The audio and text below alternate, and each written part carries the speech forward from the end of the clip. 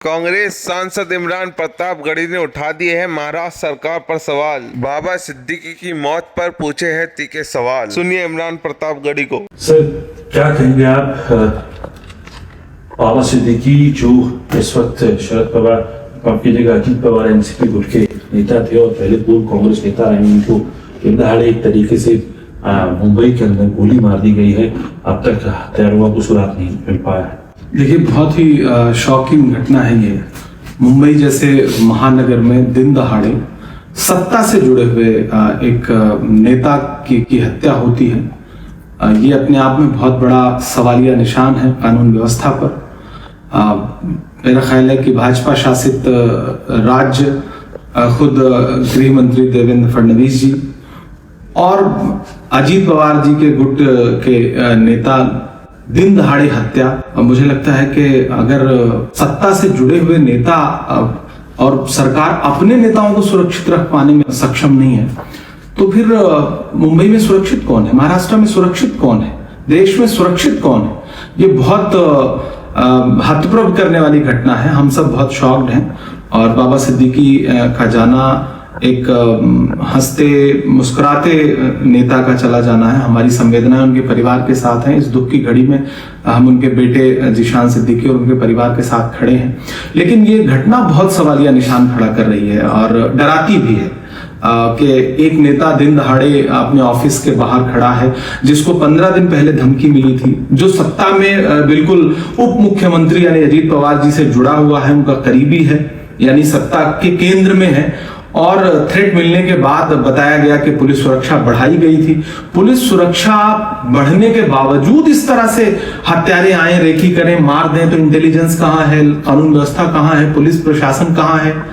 अब आप जांच करने और बाकी चीजों की दुहाई देते रहिए, लेकिन जिसको जाना था वो तो चला गया। तो कुल मिलाकर के महाराष्ट्र में टोटल कानून व्यवस्था कोलैप्स है और मुझे लगता है कि देवेंद्र फडणवीस जी को जिम्मेदारी लेते हुए अपने पद से इस्तीफा देना चाहिए, क्योंकि अगर राज्य नहीं संभाल पा रहे हैं, अपने नेताओं को आप नहीं संभाल पा रहे हैं, तो महाराष्ट्र के लोगों की सुरक्षा कैसे करेंगे आप?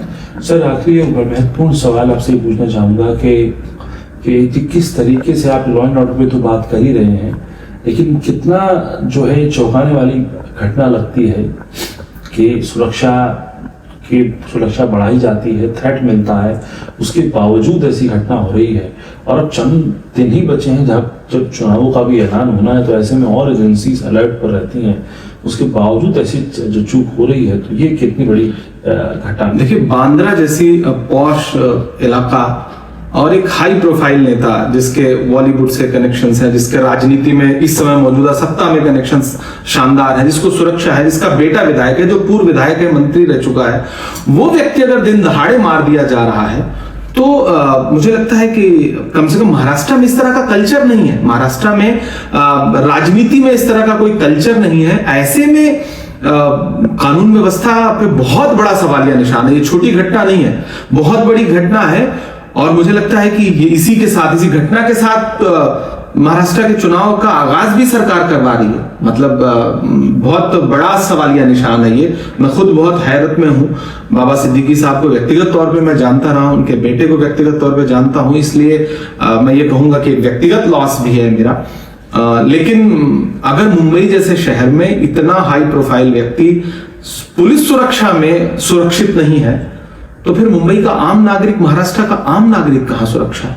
ये भाजपा शासित राज्य की सरकार पर बहुत बड़ा सवालिया निशान है। और मीडिया से मेरा अनुरोध है कि अगर ये जंगल राज नहीं है तो फिर जंगल राज क्या है? क्या सिर्फ भाजपा शासित गैर राज्य जो हैं, जहां भाजपा की सरकारें नहीं हैं, वहां की घटनाएं ही जंगल राज में आती हैं? क्या भाजपा शासित राज्यों की घटनाएं जंगल राज में नहीं आती? जिस तरह से गाड़ी पे ताबड़तोड़ फायरिंग की गई है और हॉस्पिटल पहुंचते पहुंचते जो हम लोगों के पास इनपुट है कि बॉडी ने रिएक्ट करना बंद कर दिया था, इतनी बड़ी घटना पे सरकार क्या कहेगी, क्या मानेगी? क्या कानून व्यवस्था पूरी तरह से फेल नहीं है?